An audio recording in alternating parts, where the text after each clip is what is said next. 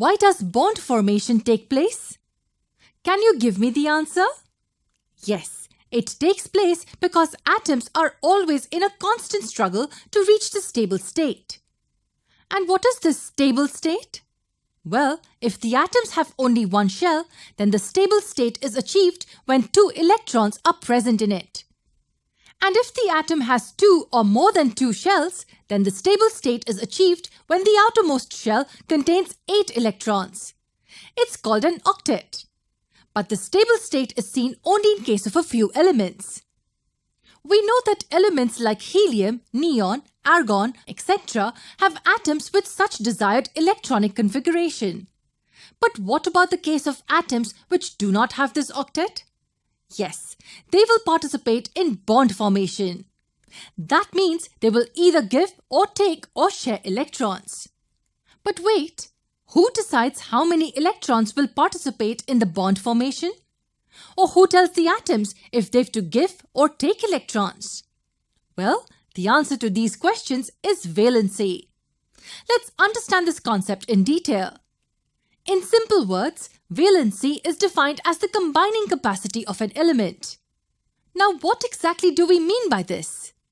When we say combining capacity, that means how much can an atom bond with another atom. Does that mean how many electrons can be given or taken or even shared? Yes. Does the capacity of an atom to give electrons, accept electrons, or even share them in order to achieve the octet state can be termed as its valency. And what about the case of elements with just one shell? That's correct. Trading of electrons is carried out for attaining 2 electrons in the outermost and only orbital in such atoms. Let us take simple examples to understand this. In case of hydrogen, we have just 1 electron in the outermost shell. That means it has to somehow add 1 more electron to the outermost shell. Thus, we find that the valency of hydrogen is 1 as it accepts or sometimes even shares electrons with atoms of other elements. So, can you tell me the valency of oxygen now? The electronic configuration of oxygen is 2, 6. That means it has 6 electrons in the outermost shell. So, how many electrons are needed to complete the octet? Yes, 2 electrons. Thus, the valency of oxygen is 2. It accepts or takes 2 electrons from other atoms for completing the octet. Now tell me, what will be the valency of magnesium? We know that magnesium has 12 electrons. That means the electronic configuration of magnesium is 282. So how many electrons will be needed now? 6. That's correct. And that's what we're able to see. 6 electrons are needed to complete the octet. But which atom will give away 6 electrons so easily? Is it even possible? Not really. Then how will magnesium complete its octet? This is where the concept of donating electrons comes into the picture. If managing the gain of 6 electrons is difficult, then can it think of giving or donating the 2 electrons? Yes, absolutely. So if magnesium gives away 2 electrons from its outermost shell, then we say that the valency of magnesium is 2. That means it's not only about how many electrons can be taken, but also about how many electrons can be given by the atom. That is how we calculate the valencies of various elements. Now, to understand the concept better, let's take an example of elements forming one compound. Maybe we can think of sodium chloride.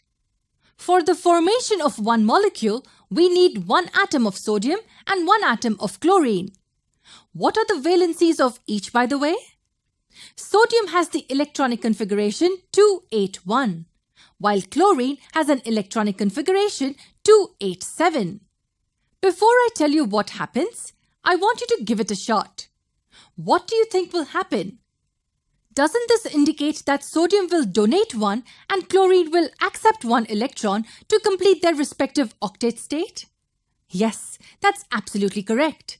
And that is what helps in the formation of sodium chloride molecule. Chlorine needed 1 electron which it got from sodium, and sodium gave 1 electron as it was the easiest way to achieve stability. So the valency of both sodium and chlorine is 1.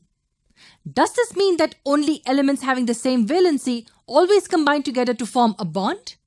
Not really. Just take the simple example of a water molecule. We have seen that the valency of hydrogen is 1 while that of oxygen is 2. Here, hydrogen needs 1 electron while oxygen needs 2 electrons. Both need electrons. So how do the atoms combine in this case? How will the bond formation take place then? Well, they will both share electrons with each other. But how? It's not that straightforward. We will understand it in one of our future videos. For now, we have to know that one atom of oxygen combines with 2 hydrogen atoms to give us 1 water molecule. This is how atoms with different valencies combine with each other to form compounds. Now that we know how the concept of valency works, let's have a look at how the atoms come together to form independent units. Let's discuss the concept of molecules in the next video.